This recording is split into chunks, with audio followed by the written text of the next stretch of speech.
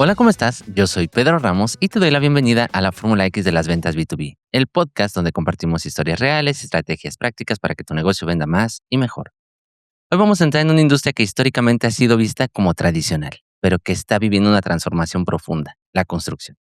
Tecnologías como BIM, automatización, gemelos digitales y el uso inteligente de datos están cambiando la forma en que se diseñan proyectos, se gestionan operaciones y también cómo se construyen las relaciones entre empresas. La llamada construcción 4.0 no se trata solamente de software y tecnología. Se trata de eficiencia operativa, coordinación, reducción de errores y nuevas formas de colaborar en entornos B2B cada vez más complejos.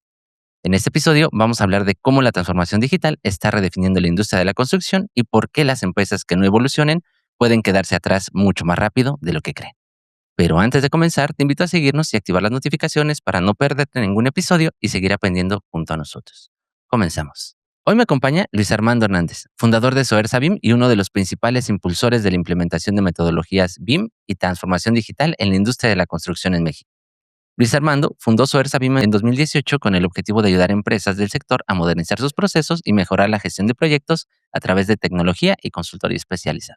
Actualmente se desempeña como Executive Director en Capital Projects para EY, donde trabaja en proyectos de gran escala relacionados con tecnología, riesgos y gemelos digitales. Además, lideró la Comisión Técnica Nacional de BIM Task Group México y ha participado como conferencista internacional en eventos vinculados a innovación y transformación digital en construcción. Lo invité porque tiene una mirada muy clara sobre cómo la tecnología está cambiando no solo los proyectos, sino también la forma en la que las empresas colaboran, venden y generan eficiencia en entornos B2B. Gracias por estar en la Fórmula X de las ventas B2B. ¿Cómo estás, Luis Armando? Muy bien, Pedro. Primero que nada, gracias por esta agradable invitación. Creo que es un gran spot poder estar aquí. Justamente vamos a hablar de transformación digital en la industria de la construcción, pero algo que es necesario para que esto pase es poder vender correctamente Ya. esto. Entonces, el saber cómo hacer ventas B2B es parte esencial para poder crecer en el sector también. Totalmente de acuerdo, Luis. Y fíjate que ese es un tema que me llama mucho la atención. He estado ya mucho tiempo en la parte de la construcción y he escuchado también mucho el tema de la tecnología BIM, de lo que vamos a hablar el día de hoy. Pues me entusiasmaba mucho este episodio. Y me gustaría comenzar un poquito preguntándote este término que lo escuchamos mucho en marketing, marketing 4.0, estrategias 4.0, y ahora en la construcción. ¿Qué significa hoy realmente la construcción 4.0? Claro, yo creo que el concepto 4.0 es transversal entre diversas industrias. Específicamente en la construcción como tal, busca implementar procesos de transformación digital y hay varias herramientas, varios procesos y metodologías que lo abordan, pero específicamente de lo que a lo mejor vamos a hablar un poco más hoy es BIM, que significa Building Information Modeling o modelado de información para la construcción, que a muy grandes rasgos, para no irme tan técnico, significa el poder generar un modelo tridimensional de cualquier edificio, carretera, proyecto de infraestructura, aeropuerto, de una manera tridimensional donde encuentres los múltiples tipos de elementos que te encontrarías en la realidad. ¿A qué me refiero?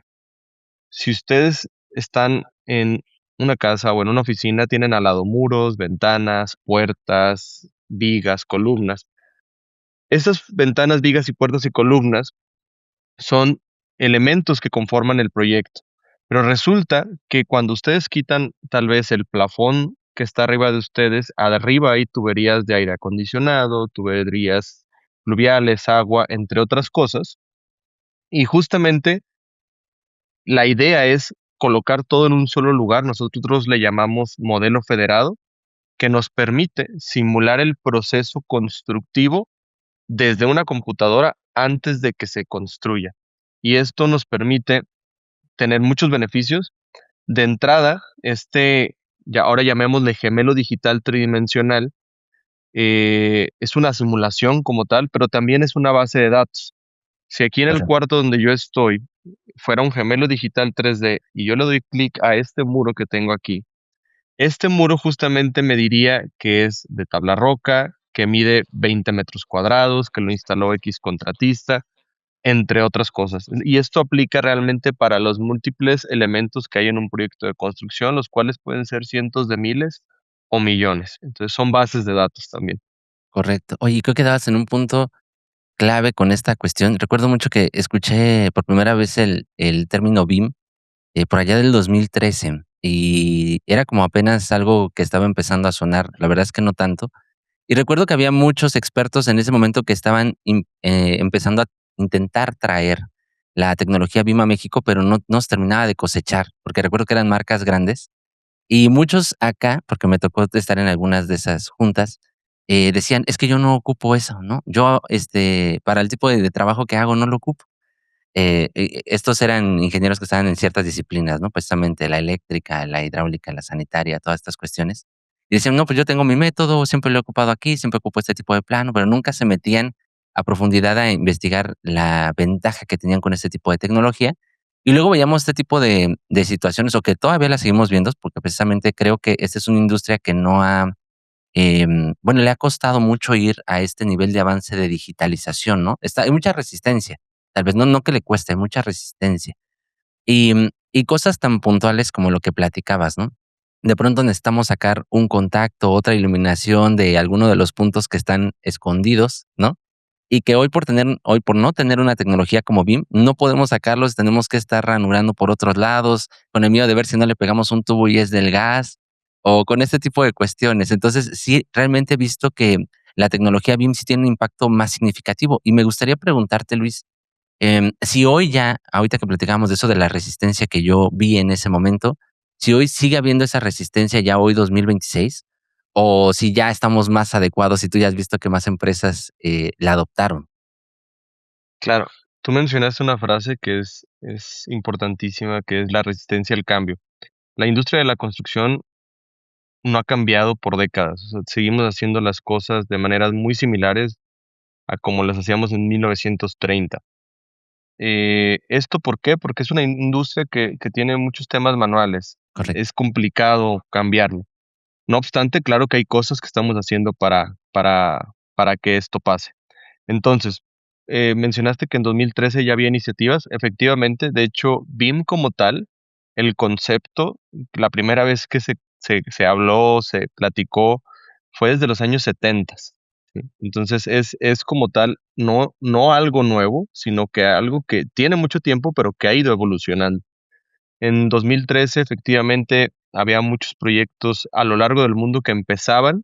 Sin embargo, tal vez algunas veces no fueron tan exitosos y por ende no pudo progresar tanto. Y aparte agregarle que, pues, muchos ingenieros, arquitectos que tienen mucho tiempo en la industria, pues decían, oye, pero si llevo construyendo así 40 años, ¿por qué voy a cambiar? Y me ha ido bien, ve, o sea, me ha ido bien, por qué debería de meter algo nuevo?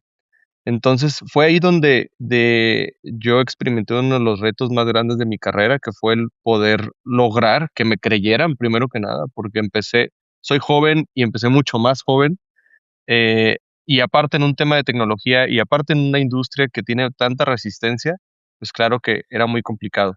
Hubo algunos proyectos muy trascendentales en el país que impulsaron la adopción. Por ejemplo, uno de los más importantes fue el Aeropuerto Internacional de la Ciudad de México, ahora cancelado.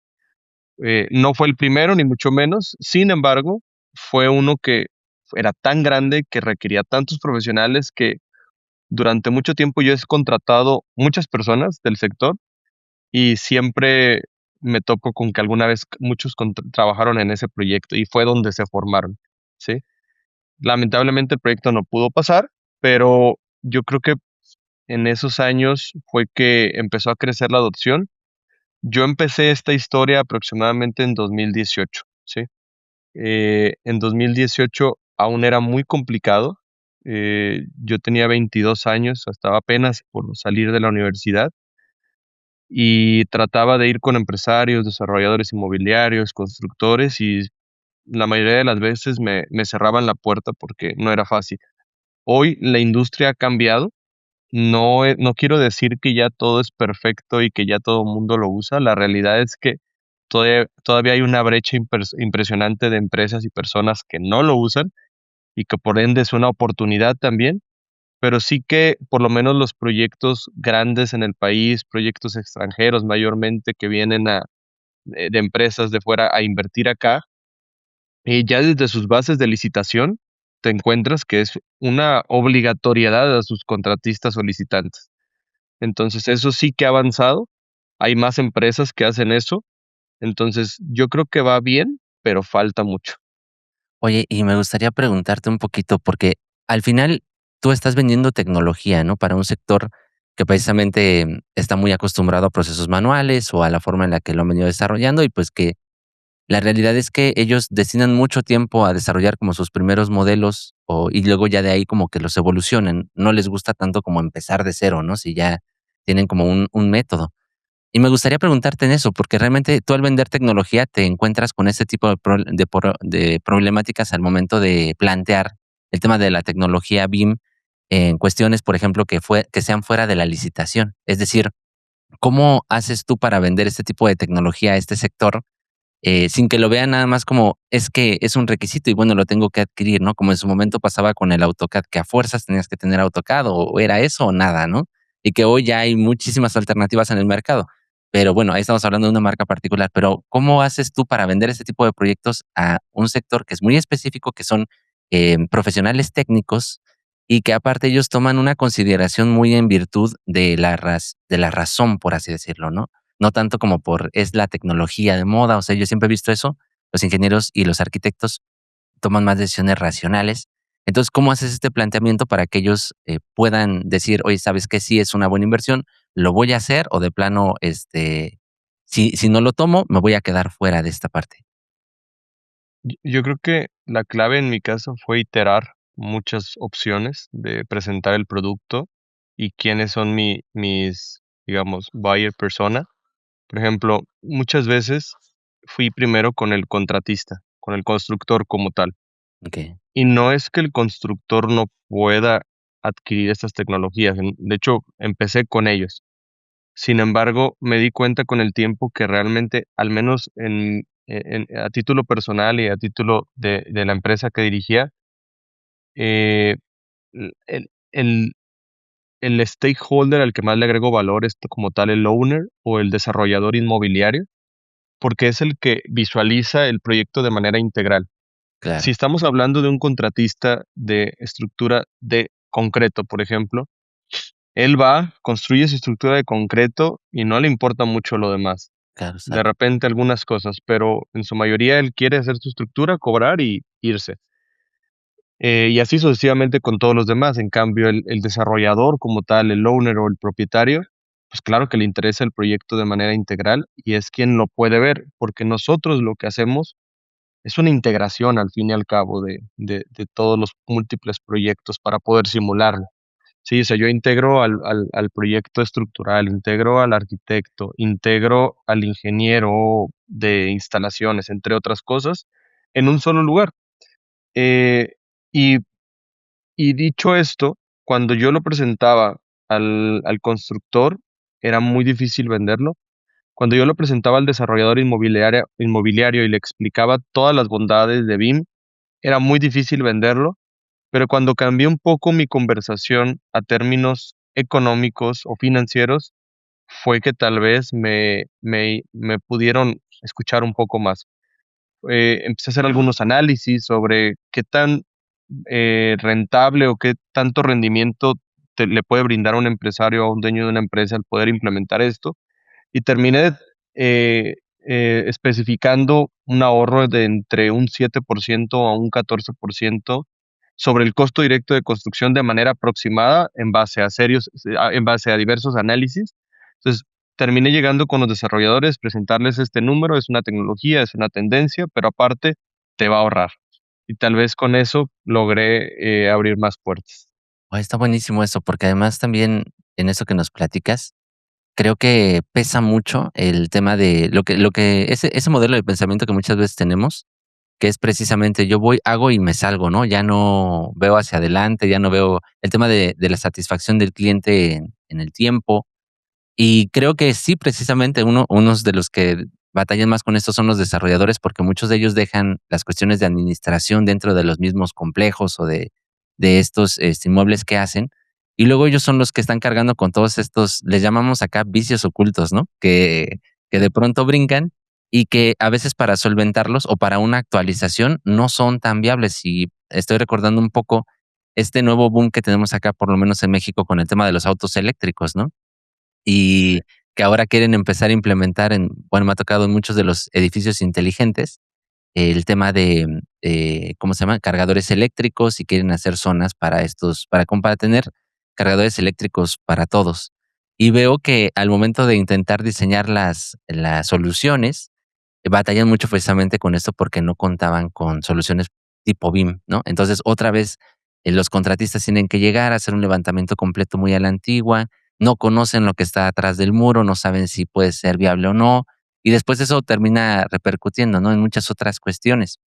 Y me gustaría preguntar aquí también, Luis, em, aparte de esos errores que estamos platicando ahorita, ¿no? Que pueden ser, no detectar una tubería y pegarle o este tipo de cuestiones y modelos, ¿qué otra reducción de costos has visto y de tiempos cuando se implementan este tipo de tecnologías en los proyectos? Claro. Pues mira, de entrada, los proyectos de construcción, naturalmente, por siglos, yo creo, se han trabajado en silos muy separados. ¿A qué me refiero con esto?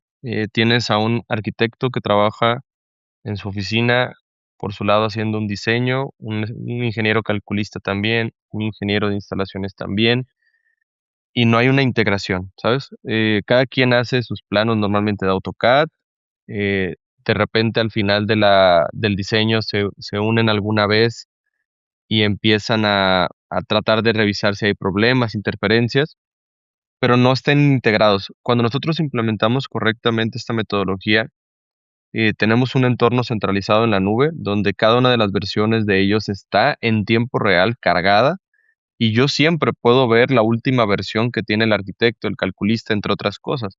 Asimismo, no todo se queda en los modelos. Al final los modelos son una parte del producto porque al fin, al menos durante los próximos años, seguimos construyendo con planos. La diferencia es que los planos salen del modelo coordinado. O sea, es una gran diferencia, pero al fin y al cabo son planos. Entonces tenemos un gran reto que es cómo hacemos que esos planos lleguen a la obra de manera correcta y siempre en la última versión. Entonces, ahí vienen ya otros temas que no nada más es BIM, sino el proceso de transformación e implementación de herramientas en la nube que permitan que todo mundo pueda tener acceso. Aquí en la construcción tenemos algunas herramientas especiales que se llaman entornos comunes de datos, que imagínatelo que es como un Google Drive o un SharePoint, pero especializado para la industria de la construcción. Es una vertical como tal. Entonces, cuando logramos hacer ese tema transversal, logramos que la información también llegue correcta a obra y es ahí donde vienen los ahorros en términos de tiempo y de costo. Porque muchas veces pensamos que por tener un modelo 3D bonito, un gemelo digital, ya la construcción se va a hacer sola y la realidad es que no, al fin y al cabo somos personas y tenemos que encontrar la manera de trabajar con ellos. Totalmente de acuerdo. Y esto que comentabas acerca de la velocidad de la comunicación, de la información, creo que es importantísimo porque en efecto, o sea, podrías tener mucha tecnología dentro de tu negocio, pero si al final eso que sí implica una cuestión manual, una cuestión de trabajo en sitio, ¿no? Una mano de obra específica, si no tienes precisamente la información actualizada, pues algo más va a salir ahí, ¿no? Y este tipo, ahora que platicabas eso, creo que entiendo mucho más por qué también ha habido una aceptación más grande, precisamente por esa complejidad que antes existía, pero para que llegara el plano pasaban a veces hasta 2 semanas, 3 semanas, y Ujú. luego a veces estaban entregando los planos iniciales cuando ya iban avanzando o casi terminando el proyecto. Y me gustaría también preguntarte un poco, Luis, acerca de este término que yo la verdad no había escuchado, pero ¿qué es esta parte del gemelo digital? Ahorita nos explicabas un poquito, pero quisiera entender más, ¿de dónde nace este gemelo digital y qué datos son los que puedes ocupar tú como empresa para sacarle como beneficio también el tenerlo? Claro. Buena pregunta, Pedro.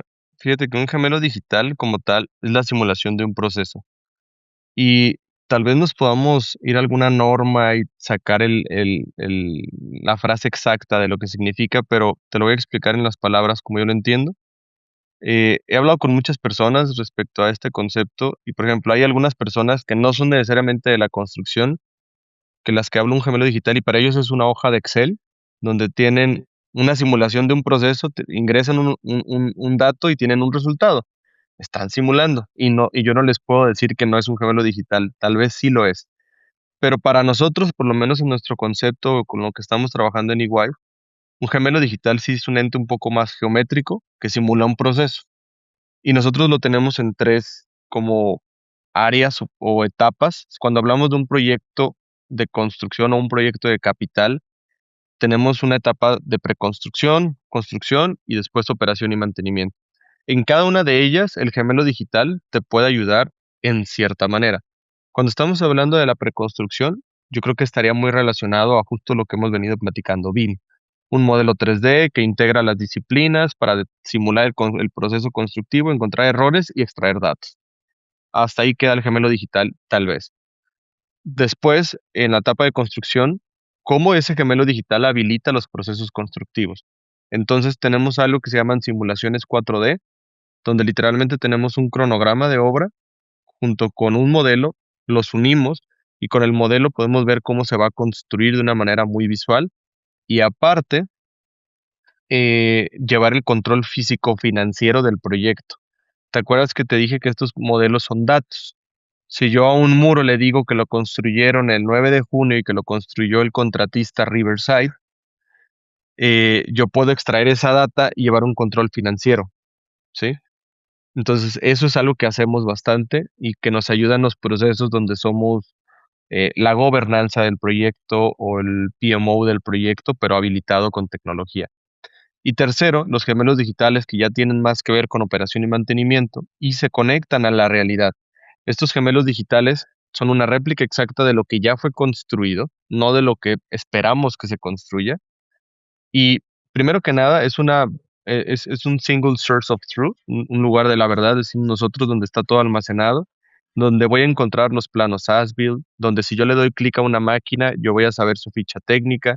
Si yo le Ok. doy clic a esa máquina, yo voy a saber que le tengo que dar mantenimiento en 2 años. Eh, pero también resulta que tenemos ahora un concepto IoT que está creciendo cada día más y esa máquina al fin y al cabo tiene un consumo. Esa Correcto. máquina tiene datos en tiempo real, si queremos medirlos, de consumo, de producción, entre otras cosas, y son datos que me los puedo traer a mi gemelo digital. Ok. Entonces, ahora desde el modelo 3D, yo puedo saber cómo se está comportando el activo en tiempo real. Y estoy hablando de una máquina, pero realmente puede ser un foco, Claro. realmente puede ser la temperatura de un sitio, la humedad de un sitio, muchas cosas que hoy por hoy podemos medir y poder tener análisis de mantenimiento predictivos e incluso si integramos inteligencia artificial. Oye, y yo creo que eso que dijiste, digo, sí, suena como ultra futurista, pero ahorita ya con lo que comentas, pues, puede ser muy accionable, ¿no? Y creo que tiene mucho impacto porque realmente, bueno, por lo menos acá en México, el tema del mantenimiento se hace más correctivo que preventivo, como tú lo acabas de comentar, ¿no? Siempre es más al ya pasó algo y ahora hay que solventarlo. Y este tipo de herramientas yo veo que sí te pueden dar una ventaja muy amplia para todos los segmentos, tanto para el área de compras, para el área de mantenimiento, para el área de, pues, para los vendedores, porque, sí pueden tener toda esta información ya a la mano, que hoy veo que muchos de estos equipos, precisamente los que tú mencionas, pues, fueron más diseñados para la pura operación y tampoco mutaron, ¿no? Pero sí se pueden gestionar sus datos de manera inmediata, y de pronto, como no son algo que tiene que ver directamente con la parte productiva o con la parte de que genera dinero, le llamo yo, ¿no?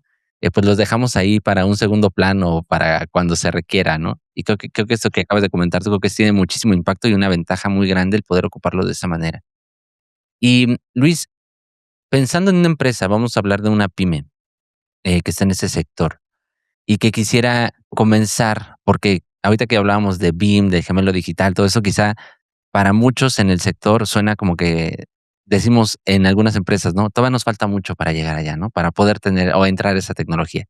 Hoy con lo que comentaste es alcanzable inmediato. Entonces, la pregunta que me gustaría hacerte es, si alguien quisiera, si una de estas pymes quisiera comenzar a dar este paso en la transformación digital, ¿por dónde debería de comenzar? ¿Y qué debería de evitar también? Ok, yo creo que son varias áreas por así comenzar. Primero que nada, todo proceso de transformación digital tiene varias maneras de ser implementado. Y a lo mejor hablamos de dos, de arriba hacia abajo, de abajo hacia arriba. Entonces, por más que sea pequeño o grande la empresa, si no tenemos un apoyo desde la dirección y unas ganas de poder eh, cambiar, pues va a ser muy complicado. No imposible, sí complicado. Entonces hay que lograr que nuestros directivos crean en lo que estamos haciendo y que ellos soporten lo que nosotros o ellos mismos creen que puede ser el futuro. Entonces eso es la primera parte. La segunda, hablando específicamente del sector construcción como tal, pymes, pienso yo que BIM es una herramienta que ya no es futurista, o sea, definitivamente ya no es, o sea, cuando yo empecé, yo lo empecé porque yo quería emprender, no tenía dinero y no tenía contactos y necesitaba un valor agregado. Entonces, tal vez en ese momento sí fue un valor agregado, o sea, me ayudó demasiado, sin eso tal vez no hubiera crecido mucho. Pero hoy yo no sé si sigue siendo un valor agregado. Yo creo que ya es algo que tienen que tener sí o sí. Entonces, que lo vean de esa manera, o sea, no crean que porque están haciendo un modelo ya están muy adelante de muchos, tal vez no es lo correcto. Y tercero, la inteligencia artificial está habilitando todo lo que hacemos. Eh, tenemos hoy ingenieros que están desarrollando plataformas propias de control de proyectos en días y no en meses o años, como tal vez antes pensábamos que podía ser. La inteligencia artificial está incluso cambiando la manera en la que diseñamos los proyectos. Hoy por hoy ya tenemos nosotros agentes que te pueden modelar un proyecto. O sea, ya no es una persona, un ingeniero, un arquitecto diseñando, sino que ya tenemos un agente de inteligencia artificial que se encuentra haciendo parte de esa tarea. Y sí, muchas personas dicen, pero la inteligencia artificial se equivoca. La realidad es que sí, 100%. Pero yo he visto un cambio de 3 meses a hoy impresionante, eh, que simplemente pienso, yo creo que en otros 3 meses ya no se va a equivocar como se equivoca hoy. O sea, está avanzando esto demasiado rápido y quedarte pensando en que no te va a reemplazar o que o que no tiene ningún tipo de riesgo, pues yo creo que también está mal. O sea, sí hay que tener una cierta mentalidad como abierta y yo siempre digo constructivista, que te permite estar aprendiendo cosas nuevas todo el tiempo, porque no sé, hace 5 años todavía podías aprender un software y era un valor agregado saber ese software y aparte esa herramienta no iba a cambiar por años. Hoy todo lo que sale cambia en meses, ya no cambia en años. Entonces, si no te actualizas, pues realmente no vas a poder hacerlo. Y por último, pues saber venderlo. O sea, al fin y Claro. al cabo, todo esto se traduce en ventas personales o en ventas empresariales, que si no logras eh, mostrar que lo que estás haciendo agrega valor, pues nadie te va a creer o nadie te va a comprar. Totalmente de acuerdo contigo, Luis. Oye, pues te agradezco por compartir tu experiencia y me gustaría llevarte a una parte distinta del programa donde exploramos secciones más breves y accionables para que nuestros oyentes se pongan en acción. La siguiente Claro que sí. sección es el as bajo la manga. Todo vendedor exitoso tiene una técnica, hábito o recurso que le da una ventaja decisiva. Puede ser una manera única de acercarse a los clientes, una herramienta poco conocida o una táctica que siempre funciona. Luis, desde tu experiencia liderando procesos de transformación digital en construcción, ¿cuál es ese enfoque o práctica que más impacto genera cuando una empresa quiere modernizar su operación? Uno de los problemas más grandes que hay fuera de BIM o fuera de cualquier herramienta o metodología es el hecho de que tenemos ecosistemas fragmentados. Dependiendo del tamaño de la empresa, te vas a encontrar con que tienen un ERP, tienen algún sistema manual de estimaciones en Excel, tienen a un equipo de recursos humanos por otro lado, tienen todo fragmentado y realmente no hay una conexión entre herramientas. Entonces, nosotros siempre llegamos con una idea, no nada más de una metodología en específico. Por ejemplo, hoy en EY, claro que hablo de BIM, definitivamente, pero BIM no es el producto. ¿Eh? BIM no es el producto final. BIM es una herramienta o una metodología que hace parte de un producto más global, que la idea es poder integrar a los múltiples actores con diversos procesos, metodologías y herramientas. Entonces, cuando tú lo ves de esa manera y ves que encuentras un problema, que normalmente es la fragmentación de información, y sabes que existe algún sistema y alguna metodología, es posible que puedas integrarlo en tu propuesta y que te puedan creer de una mejor manera.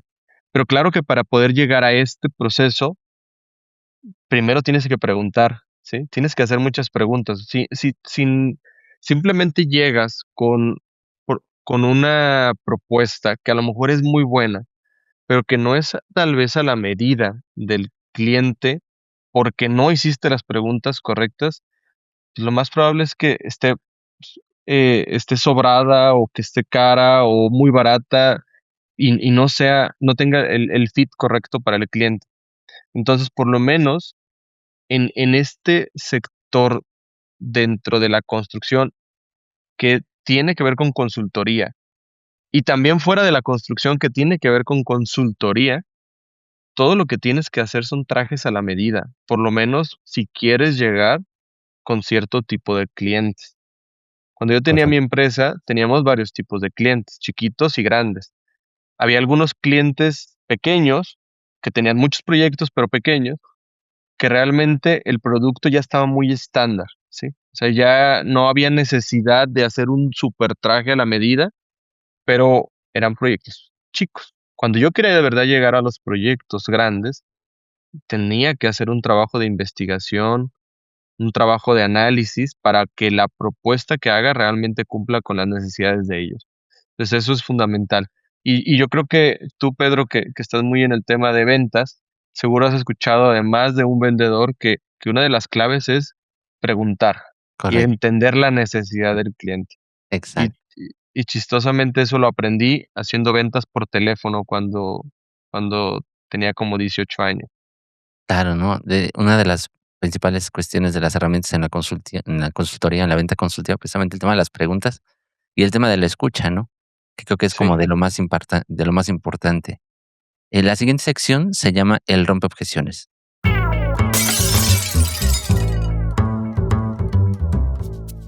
Las objeciones son parte inevitable de cualquier venta, pero la forma en la que las enfrentamos puede marcar la diferencia entre cerrar un trato o perderlo. Cuando hablamos de digitalización en construcción, ¿cuáles son las objeciones más comunes que escuchas cuando propones implementarla?